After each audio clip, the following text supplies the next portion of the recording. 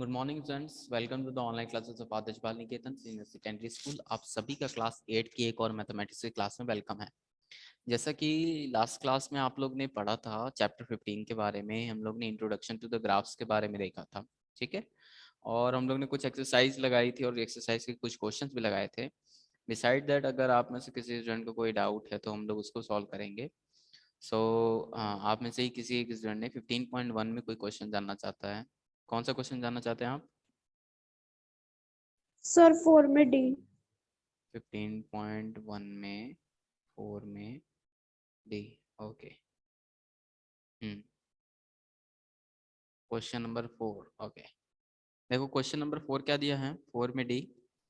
Question number 4 में जो है temperature forecast and actual temperature on each day of a week. हफ्ते के हर दिन टेम्परेचर क्या रहता है इस बारे में है, ठीक है। On which day did the actual temperature differ the most from the forecasted temperature. ऐसा कौन सा दिन है जिसमें टेम्परेचर में सबसे ज्यादा डिफरेंस आता है। On which day did the actual temperature differ from the most from the forecasted temperature. देखो, जैसे कि दो हमारी जो सूचना विभाग है हमारे इंडिया का, है ना, और वेदर फोरकास्टिंग रिपोर्ट सिस्टम है, वो आपस में क्या करते हैं, मतलब एक फोरकास्ट होता है कि कल क्या रहने वाला है मौसम, और फिर एक्चुअल में पाया जाता है कि क्या रहा। तो हमारे पास यहाँ पर जो ग्राफ आया है, देखो देखो क्या आया है हमारे पास जो ग्राफ आया है, ग्राफ कुछ ऐसा है कि एक्चुअल टेम्परेचर का ग्राफ कुछ इस तरह है।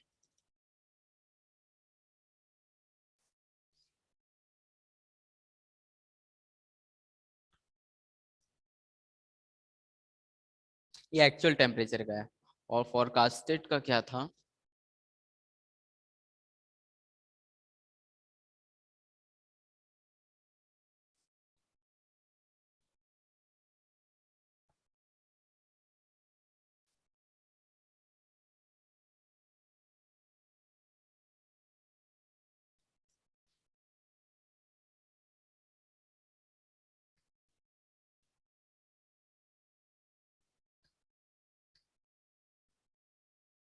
देखिए ये है।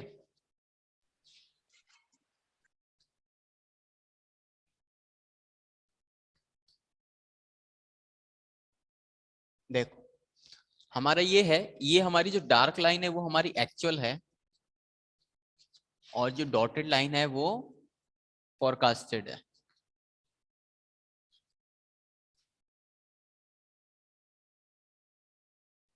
ठीक है।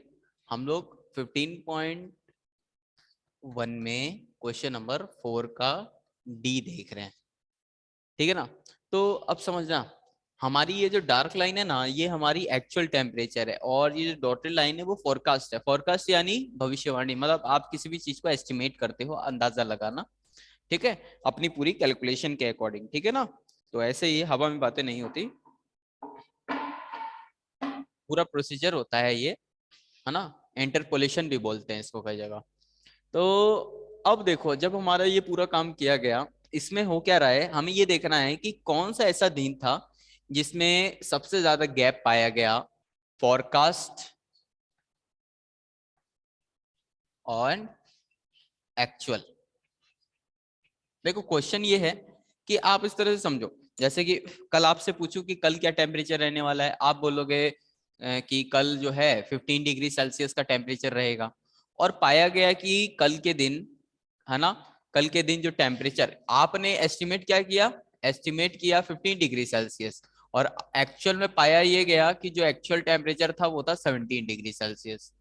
फिर से आपने अगले दिन के लिए आपसे पूछा गया, उस दिन आपने एस्टिमेट किया कि जो टेम्परेचर रहेगा वो 18 डिग्री सेल्सियस होगा, और उस दिन पाया गया कि उस दिन टेम्परेचर 18 डिग्री सेल्सियस था भी। और एक और दिन आपसे एस्टिमेट कराया गया, तो आपने पाया कि आपने कहा कि 19 डिग्री होगा, और पाया गया कि उस दिन टेम्परेचर 23 डिग्री सेल्सियस था, ठीक है। अब बताओ दोनों टेम्परेचर में गैप है कि नहीं है? है। कितने का गैप है यहां पर? 2 का।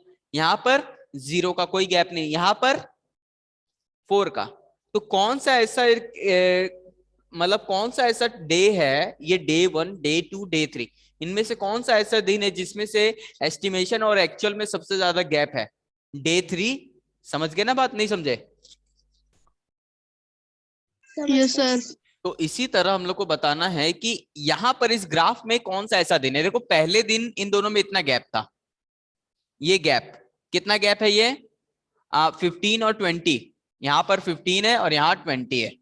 तो 15 और 20 का गैप कितना होता है डे 1 में? डे 1 में 15 माइनस 20, या फिर 20 माइनस 15 होगा, greater minus small, 20 minus 15 is equal to 5 degree, यानी कि 5 डिग्री का गैप है। दूसरे दिन कितना गैप है? ये जो डे 1 था, ये डे 2 है, यहां पर है डे 3, यहां पर है डे 4, ये रहा, है ना? और यहां है डे 5, यहां पर है डे 6, और यहां पर है डे 7। तो अब बताओ, दूसरे दिन कितना टेम्परेचर, एक्चुअल टेम्परेचर और एस्टिमेटेड टेम्परेचर दोनों कॉन्साइड कर गए ना, यानी कि दोनों में कोई गैप नहीं है। तो इस दिन हमारा दोनों में डिफरेंस डे 2 पे, डे 2 में टेम्परेचर डिफरेंस कितना रहेगा? दोनों की वैल्यू 25 और 30 के अराउंड कुछ है, जो भी है। कहने का मतलब 0 डिग्री का गैप है दोनों में। 20 माइनस 20 कितना आया? 0। तो कोई गैप नहीं है। लेकिन इस दिन देखो, तीसरे दिन आपने एस्टिमेट किया था कि वो जो टेम्परेचर है वो आपका 20 और 25 के 25 डिग्री सेल्सियस रहने वाला है। कितना? 25 रहने वाला। आपने एस्टिमेट किया कितना रहने वाला है? 25। लेकिन पाया क्या गया, जो टेम्परेचर है वो है आपका 30। 30 है टेम्परेचर, क्या है? 30। तो इस दिन कितना गैप हो गया? डे 3 में आपका जो गैप हो गया वो हो गया 30 माइनस 25, है ना? 25 और 30 ही है ना? 25 और 30 है, ठीक है। तो ये आपका 5 डिग्री। एक चीज और ध्यान दीजिएगा, ये जो ये वाला पार्ट है डे 1, उसमें जो टेम्परेचर है वो 15 और 17.5 है। 15 है और दूसरा 17.5 है। तो जो गैप आएगा वो आएगा 2.5 का। ठीक है। इसी तरह आप सब में करोगे तो आप देखोगे किसमें सबसे ज्यादा वैल्यू का डिफरेंस, जिसमें सबसे ज्यादा आएगा वही डे आपका रिक्वायर्ड डे है, जिसमें आपका अनुमान लगाया गया चीज और हकीकत में पाई गई चीज में बहुत ज्यादा अंतर होगा। समझ गए ना question?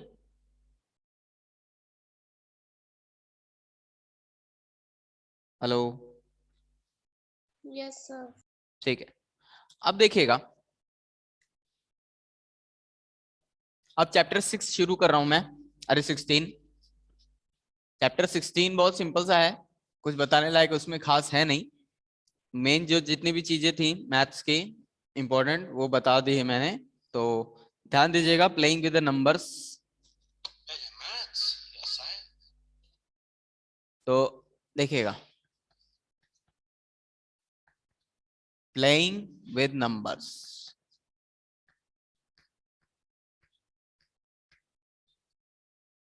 Playing with numbers, okay.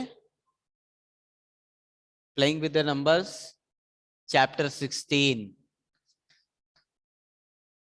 ठीक है। अब देखो क्या है प्लेइंग विद द नंबर्स। आप एक्चुअल में देखो कर चुके हो ये काम, आप जानते हो इस बारे में पहले से, और बहुत सिंपल सा चैप्टर है। ठीक है। तो प्लेइंग विद द नंबर्स देखो क्या लिखा है अपनी अपनी बुक में, चैप्टर 16 का पहला पेज देखो क्या लिखा है। You have studied the various type of number such as natural number, whole number and integer and rational number. चारों नंबर जानते हैं ना क्या क्या होते हैं? Yes Yes. Sir. You have also studied the number of interesting properties about them. Like in a class 6, you explored the finding the factors and multiple and relationship among them. In this chapter, we will explore the numbers in a more detail, and these ideas will help in justifying the test of divisibility. हम लोग इस chapter में divisibility rule के बारे में जानेंगे। सबसे main जो आप जानोगे, और जो चीज जानोगे उसको हमेशा याद रखना बस, क्योंकि डिविजिबिलिटी रूल आपको बहुत मदद करेगा आगे तक। ठीक है। तो देखो पहला जो टॉपिक है वो क्या है? Numbers in general form. यानी कि नंबर्स का जनरल फॉर्म है तो कुछ और भी होगा। तो दो चीजें होती है, नंबर्स का दो फॉर्म होता है, एक होता है जनरल फॉर्म और एक होता है यूजुअल फॉर्म। ठीक है, दो तरह के नंबर्स हैं यहाँ पर, मतलब दो कैटेगरीज हैं नंबर्स की। एक होती है जनरल फॉर्म, एक होता है यूजुअल फॉर्म। जैसे कि कोई भी 2 डिजिट का नंबर हो, 2 डिजिट का नंबर, या 3 डिजिट का हो,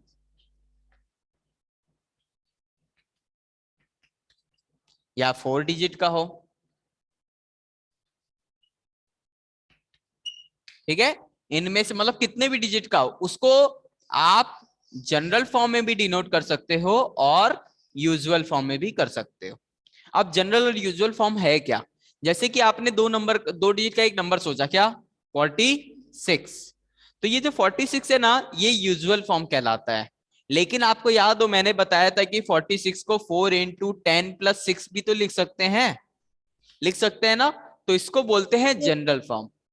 ठीक है, समझ में आया यहां तक? Yes, sir. तो कोई भी 2 डिजिट का नंबर हो, कोई भी 2 डिजिट का नंबर ए बी हो, है ना, कोई भी 2 डिजिट का नंबर हो ए बी, उसको हम लोग 10 × 10 × a + b में लिख सकते हैं। समझ गए बात? ये ध्यान रखना। स्क्रीन दिख रही ना सबको? Yes, sir. इसी तरह 3 डिजिट के नंबर के लिए भी आप कर सकते हैं। 3 डिजिट का कोई भी नंबर हो, वो क्या होगा? A B C. तो उसके लिए आप बना सकते हैं 100 × a + 10 × b + c। ठीक है, तो ये नंबर आप इस तरह से कर सकते हैं। इसी तरह 4 के लिए, 5 के लिए, सबके लिए कर सकते हैं। ठीक है, तो ये बेसिक सी चीज है कि जनरल और यूजुअल फॉर्म क्या होता है, वो मैंने बता दिया। तो आपकी बुक में जो पेज नंबर है 250, उसमें ट्राई दीज में कुछ छोटे छोटे क्वेश्चंस हैं, उनको करिएगा। ठीक है ना? अब एक गेम्स विद नंबर है, तो गेम्स है तो गेम्स ही खेला जाए, पढ़ने से अच्छा है ना? तो देखो, आप सब लोग अपने अपने जैसे ये गेम जो है, मैं आप और हम खेलते हैं, तो आप लोग क्या करो, सब लोग अपने, सब लोग को वॉइस आ रही है ना पहले तो? Yes, sir. ठीक है, अपने अपने Yes, sir. दिमाग में सब लोग 2 डिजिट का नंबर सोच लो। सोच लिया? Yes, yes, sir. फिर उसको रिवर्स कर दो।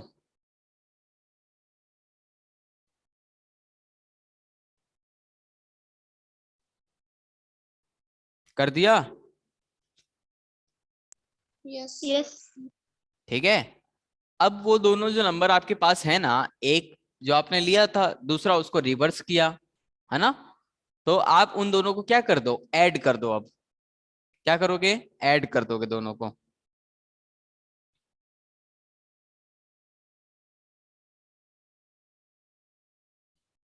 कर दिया? Yes, sir. Yes, sir. अब बताओ, जो रिजल्ट आया उसको 11 से डिवाइड करो।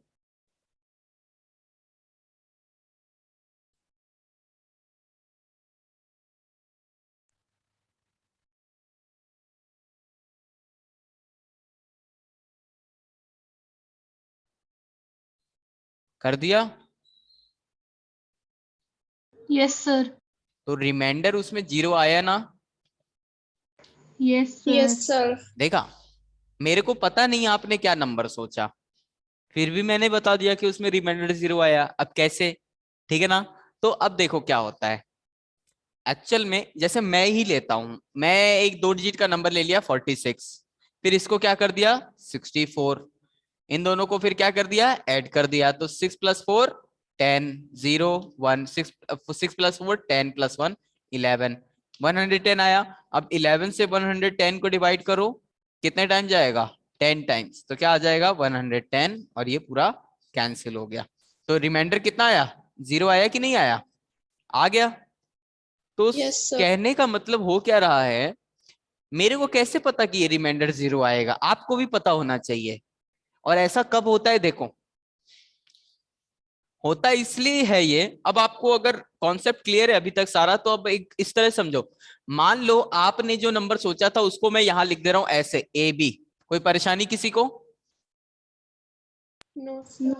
तो इस ये ए बी यूजुअल फॉर्म है कि जनरल फॉर्म है? Usual form. अब इसका जनरल फॉर्म क्या बन जाएगा? ए इंटू 10 प्लस बी, यही बनेगा। Yes sir. अब मैंने क्या कहा, उस 2 डिजिट के नंबर को क्या कर दो, रिवर्स कर दो, तो क्या बन जाएगा ये बी ए, यानी कि इसको क्या लिख देंगे, बी इंटू 10 प्लस ए, लिख दिया। Yes sir. अब बताओ, मैंने क्या बोला था, जो 2 नंबर आपके पास है, पहले आपने एक नंबर सोचा, फिर उसको रिवर्स किया, फिर उन दोनों को क्या कर रहे थे हम लोग, ऐड कर रहे थे।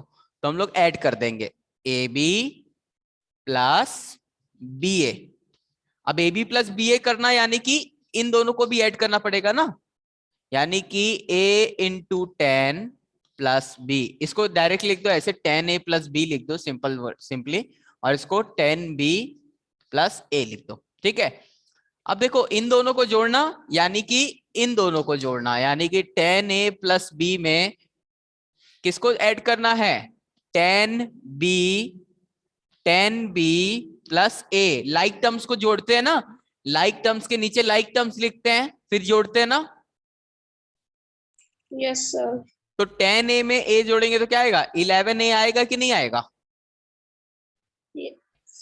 और इसको जोड़ेंगे तो 11 बी आएगा, ये आ गया।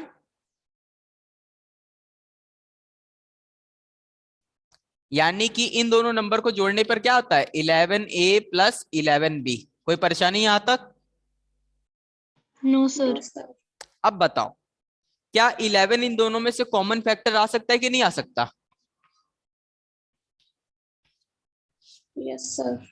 तो यानी कि हमें यह समझ में आया कि जब भी हम 2 डिजिट का नंबर लेंगे, फिर उसको रिवर्स कर देंगे, फिर उन दोनों को ऐड कर देंगे, तो जो रिजल्ट आएगा उसमें 11 कॉमन फैक्टर आएगा, आएगा ना। Yes sir. अब अगर 11 कॉमन फैक्टर आएगा तो ये पूरा का पूरा 11 से डिवाइड होगा कि नहीं होगा?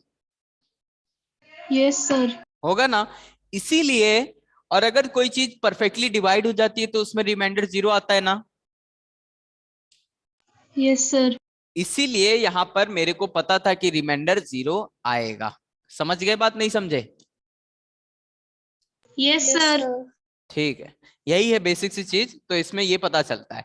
इसी तरह जैसे कि अभी मैंने आप लोग के संग एक गेम खेला, ठीक है ना, इसी तरह आप भी मेरे संग एक गेम खेल सकते हो, जिसमें कि जिसके बारे में पेज नंबर 252 पर दिया है, पेज नंबर 252, ठीक है ना। मैंने 2 डिजिट के लिए किया, आप 3 डिजिट के लिए करोगे यही काम, ठीक है।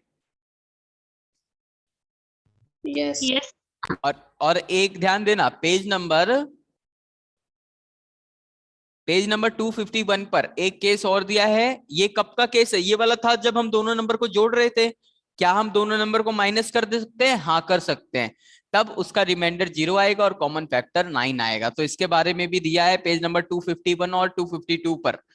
252 पर एक और गेम दिया है 3 डिजिट के लिए, और 251 पर जो दिया है वो 2 डिजिट के लिए ही है, बट उसमें कॉमन फैक्टर 11 ना आके 9 आने लगेगा, ठीक है ना। उसी बारे में है, तो ज्यादा डिटेल में इसमें बताने का कोई सेंस नहीं है, बट एक करके दिखाऊंगा,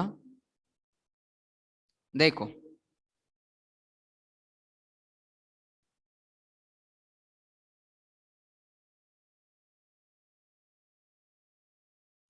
अब देखो, जैसे कि नेक्स्ट वाला देखो, reversing the digit of a 3 digit number.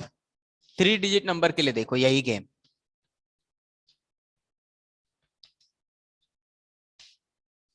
आपको 3 डिजिट नंबर है तो उसको हम लोग क्या लिख सकते हैं, ए बी सी लिख सकते हैं। ये यूजुअल फॉर्म है कि जनरल? यूजुअल। फिर इसको लिख देंगे 10A 100A plus 10B plus सी, ये आ गया हमारा जनरल फॉर्म, ठीक है। इतना आने के बाद अब इसको क्या करो, रिवर्स कर दो। ये रिवर्स करने पे क्या आ जाएगा, CBA, तो ये क्या बन जाएगा, 100C plus 10B plus A, ये हो गया। अब क्या करो, तो यही था इस बार जो आप और हम गेम खेल रहे थे, वैसा ही कुछ गेम है। एक 3 डिजिट का नंबर सोचिए, है ना, और फिर उसका रिवर्स कर दीजिए, ठीक है ना। फिर उन दोनों को आपस में क्या करो, सब्ट्रैक्ट कर दो। क्या करो, दोनों को इस बार सब्ट्रैक्ट कर दो, तो दोनों को सब्ट्रैक्ट कर दें, यानी कि ए बी सी में किसको माइनस करना है, सी बी ए को करना है, यानी कि इस इक्वेशन में किसको माइनस करना है, इसको करना है, ठीक है ना। तो ध्यान देना 100A plus 10B plus C में से किसको माइनस करेंगे, 100C। 100C वाले को C के नीचे लिख दो 100C, B वाले को B के नीचे लिख दो प्लस 10B, एंड इधर क्या आ जाएगा A। इसको क्या करेंगे माइनस, तो साइन बदल जाएगा सबका, प्लस की जगह माइनस, माइनस की जगह प्लस, ठीक है।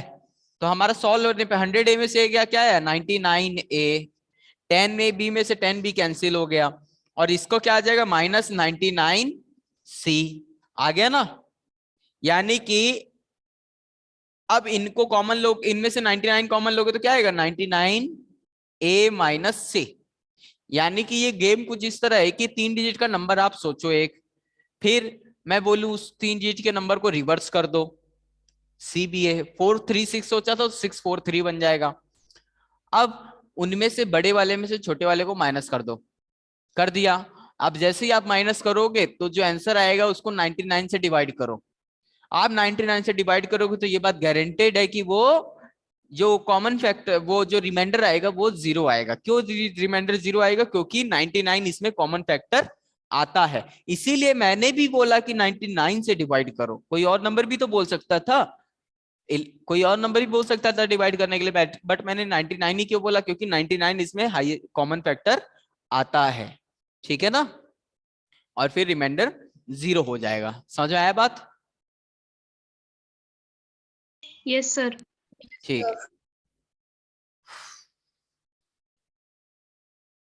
अब देखो forming a 3 digit number with a given 3 digit, तो पेज नंबर 253 पर एक और एक्टिविटी दी है, उसको पढ़ना शुरू करिए। पेज नंबर 253 पर मीनाक्षी एंड सुंदरम, एक ये दोनों हैं फ्रेंड्स, इनके बारे में इनके बीच एक कन्वर्सेशन हो रही है, उसको पढ़िए। क्या दिया है, think any 3 digit number, and फिर सुंदरम बोलता है all right I have done so, now the Meenakshi says that now use this number two form a two more 3 digit number like this. If the number you choose is ABC, then another number is CAB and the other number is BCA. Now add them and divide the resulting number by 37. I claim that there will be no remainder. ये proof है अपने आप में, बहुत अच्छा, इसको try करिएगा आप लोग, ठीक है ना। इसके लिए आपका जो पेज नंबर 253 है ना, उसमें लास्ट में एक बॉक्स दिया है, ट्राई दीज वाला सेक्शन है, फिर उसके नीचे उसको पढ़िएगा, ठीक है ना।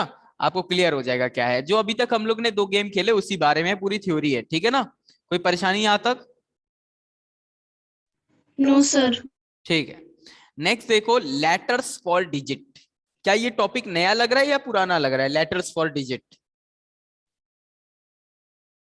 सर पुराना लग रहा है। कैसे पुराना कैसे है? सर क्योंकि हमने वेरिएबल के बारे में भी तो पढ़ा था पहले, उसमें हाँ भी वेरी गुड। लेटर। लेटर्स का इस्तेमाल डिजिट के लिए हम लोग आज नहीं सदियों से करते आए हैं, और आप लोग अभी हाल में कुछ महीनों से करते आए हैं, ठीक है ना। तो लेटर्स फॉर डिजिट्स कोई नई चीज नहीं है, आप पहले भी कर चुके हैं। ये चैप्टर बस बैठे बैठे मूड फ्रेश करने के लिए है और कुछ नहीं है, ठीक है ना।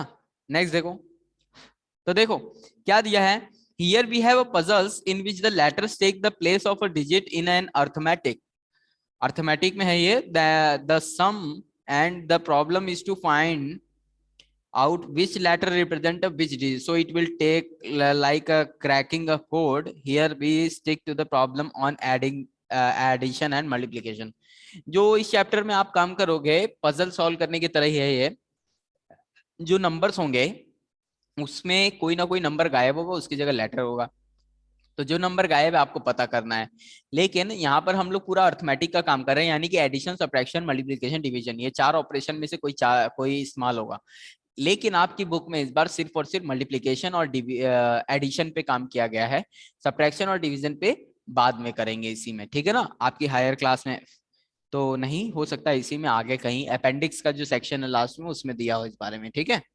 तो ध्यान दीजिएगा क्या कह रहा है, here are 2 rules we follow while doing this puzzle. हम लोग इस पजल को सॉल्व करने के लिए कोई दो स्पेशल रूल बताए जा रहे हैं, उनका ध्यान रखेंगे, उन्हीं रूल्स का इस्तेमाल होगा यहाँ पर। तो पहला रूल क्या दिया है, each letter in the puzzle must stand for just one digit and each digit must be represented by just one letter.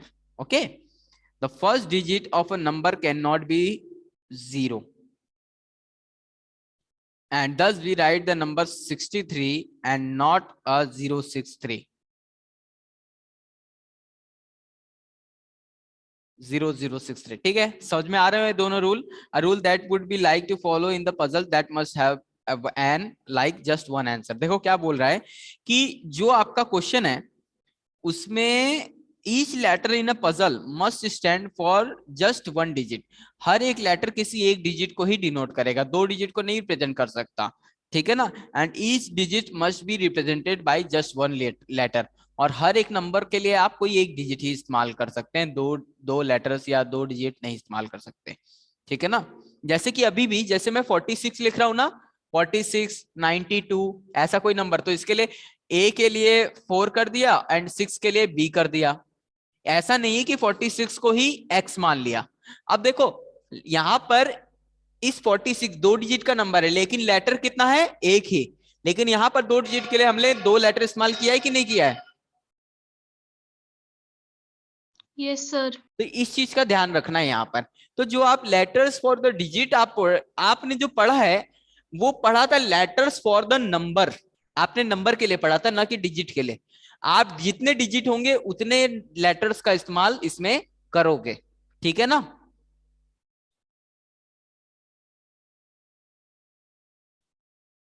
अब देखो यहां पर एक सवाल दिया है कि 3 1 Q एंड 1 Q 3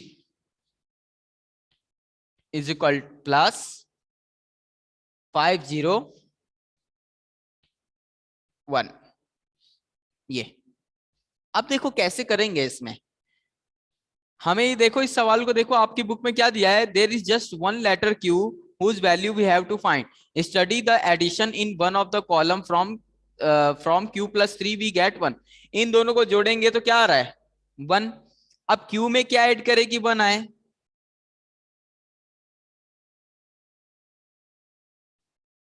अब देखो ऐसा 3 में क्या ऐड करेगी, उसका वंस प्लेस क्या है 1। तो अगर हम लोग 3 में जो है 8 ऐड करते हैं 8, है ना, तो 8 + 3 11 हो जाता है, और 1 इधर करेंगे तो 1 + 1 2, 2 + Q, 2 + Q आया। अब 2 + Q 5 + 3 क्या हो रहा है 4 हो रहा है, यानी कि यहां पर एक 1 है ऑलरेडी, यानी कि हमें वंस प्लेस उस 10th प्लेस उसका 1 होना चाहिए, एंड वंस प्लेस, और Q की वैल्यू 8 है तो यहां पर भी 8 होगी। 8 + 2 करेंगे 10 0 1 3 + 1 4 + 1 5, तो ये 501 ऐसे आ जाएगा। तो यानी कि हमें इस ऑर्डर को ध्यान में रखते हुए Q में क्या ऐड करे कि ऐसा नंबर आए, ऐसा नंबर आए जिसका वंस प्लेस 1 हो। तो आपने ऐसा नंबर सोचा 8 में 3 ऐड किया 11, तो 11 का 1 इधर और एक 1 इधर, फिर 1 + 1 2 2 + Q, 2 + Q में 2 + Q के लिए ऐसा Q की वैल्यू होनी चाहिए जो इसको इसमें जोड़े तो दो डिजिट का नंबर आए, जिसमें पहला 0 हो दूसरा 1 हो, पहला प्लेस 0 फिर दूसरा 1, तो ये 1 0 आ गया। फिर ये इसको सॉल्व कर देंगे इस तरह, ठीक है ना। तो ये इस टाइप के क्वेश्चन रहेंगे, कल की क्लास में हम लोग कंटिन्यू करेंगे। आज जितना बताया है उसमें ट्राई दिस के जितने क्वेश्चन थे उनको ट्राई करिएगा, ठीक है। और फिर एक्सरसाइज 16.1 में कल हम लोग सॉल्व करेंगे, ठीक है ना। आज की क्लास के लिए इतना ही, कीप ऑन स्टडिंग।